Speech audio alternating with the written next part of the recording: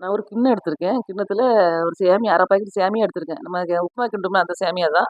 அத வந்து நான் சூடான வெந்நீன்னா ரொம்ப சூடு வைக்கக்கூடாது. இந்த நம்ம விரல் வச்சு சுடு லைட்டா. அந்த அளவுக்கு தான் வெந்நீ வைக்கணும். அத ஊத்தி ஒரு 3 நிமிஷம் ஊற வச்சிரணும்.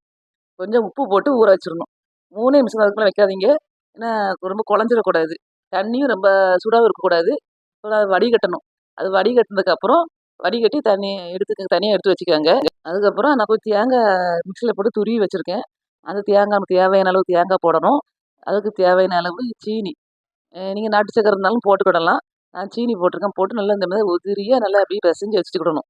நல்லா எடுத்தோம்னா நல்லா உதிரியா இருக்கணும். கொஞ்சம் வெந்திருக்கும் நல்லா. அதனால இந்த வெந்நீல லேசா வெந்திருக்கும். போட்டு வச்சதுக்கப்புறம் ஒரு கிண்ணத்த 2 கிண்ணம் எடுத்திருக்கேன். அந்த 2 கிண்ணத்துல கொஞ்சமா தேங்காய் பூ. அதையும் போட்டு நம்ம அந்த பண்ணி வச்ச சேமியாவ கொஞ்சம் கொஞ்சமா எடுத்து அதில போடணும். நிரப்பி வைக்கணும். அமிக்கிலாம் வைக்கக்கூடாது. அப்படி எடுத்து எடுத்து மேலாட்டமா அந்த மாரி வச்சு 2 கிண்ணத்திலயும் வச்சிருக்கேன். இது நீங்க சின்ன கிண்ணமா தானா, இது பெரிய கிண்ணமா எடுத்திருக்கேன். சின்ன கிண்ணமா இருந்தாலும் நமக்கு 4 கப்பு 3 கப்பு 4 கப்பு வரும்.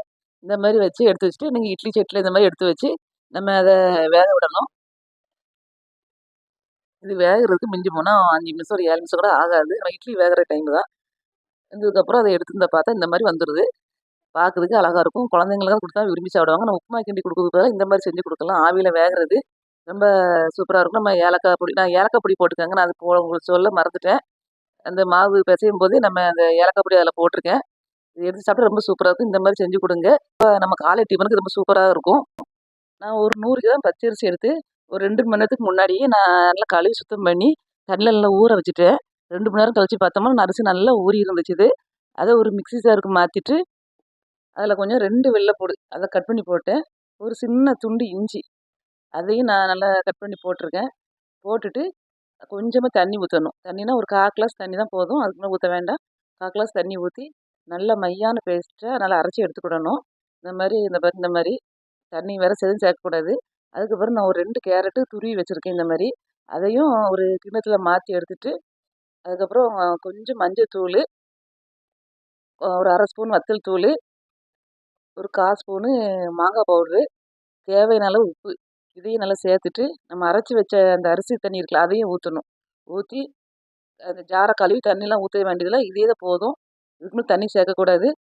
இது நல்லா கைய விட்டு நல்லா பெசஞ்சு எடுக்கணும். அந்த கேரட்டோட அந்த மாவு வந்து நல்லா பெசையணும். இந்த மாரி நல்லா கையால நல்லா அழுத்தி பெசஞ்சு விடணும். அதுக்கப்புறம் அது அப்படி இருக்கட்டும். நான் ஊற வைக்கலாம் தேவையில்ல. அதுக்கப்புறம் நான் ஒரு இரும்பு சட்டி தான் அடுப்புல வச்சிருக்கேன். அந்த இரும்பு சட்டில கொஞ்சமா எண்ணெய ஊத்தி, கொஞ்சம் மாவுல கையால தான் எடுத்தது போட்டு அந்த மாரி தோசை மாரி சுத்தி இந்த மாரி தடவி விட்டு எடுத்துக்கிடுவேன். கரண்டினாலும் யூஸ் பண்ணிக்கிடலாம். கரண்டி வச்சு மாவு ஊத்தலாம். அதுக்கப்புறம் அந்த ஒரு பக்கம் வெந்ததுக்கப்புறம் ஒட்டவே ஒட்டாது. நல்லா ஈஸியா பெரட்டி போடுறதுக்கு ரொம்ப ஈஸியா இருக்கும். இந்த மாரி பெரட்டி போட்டு அப்பப்ப அந்த சைடு ஒவ்வொரு சைடா பெரட்டி பெரட்டி போட்டு போட்டு நம்ம திருப்பி திருப்பி போடணும். ஒரே சைடுனா நம்ம கருகிரக்கூடாது. அதனால நான் மாத்தி மாத்தி போட்டு எடுக்கணும். பாருங்க பார்க்கறதுக்கே அழகா இருக்கும். இந்த மாரி சுட்டு சுட்டு எடுக்கணும். ஏன்னா இருக்கிற மாவெல்லாம் இந்த மாரி சுட்டு சுட்டு எடுங்க. ரொம்ப ஈஸி தான். ஏன்னா ஒட்டவே ஒட்டாது. 10 நிமிஷத்துல செஞ்சிரலாம். நம்ம காலையில சாப்பாட்டுக்கோ, இல்ல ஈவினிங் சாப்பாட்டுக்கோ, நம்ம இத மாரி நம்ம டக்குன்னு செஞ்சிரலாம். அரிசி தான் நமக்கு 2 மணி நேரத்துக்கு ஊற போடணும். அதுக்கப்புறம் ஈஸியா 10 நிமிஷத்துல இந்த வேலை முடிஞ்சிரும். இருக்கிற மாவெல்லாம் சுட்டுட்டேன். இத பாருங்க. பார்க்கறதுக்கே சாப்பிடணும் போல இருக்கு. இதுக்கு வந்து நம்ம வந்து தேங்காய் சட்னி, கார சட்னி எதுனாலும் வச்சு சாப்பிடலாம். நான் சாம்பார் இருந்துச்சு. நான் சாம்பார் தானே வச்சிருக்கேன். இந்த பாருங்க பிச்சு பார்த்தா நல்லா மொறு மொறுன்னு இருக்கும். அவ்வளோ டேஸ்டியாவும் இருக்கும். இந்த மாரி செஞ்சு சாப்பிடுங்க. இந்த மாரி செஞ்சு சாப்பிட்டு எப்படி இருக்குன்னு சொல்லுங்க. ஓகே.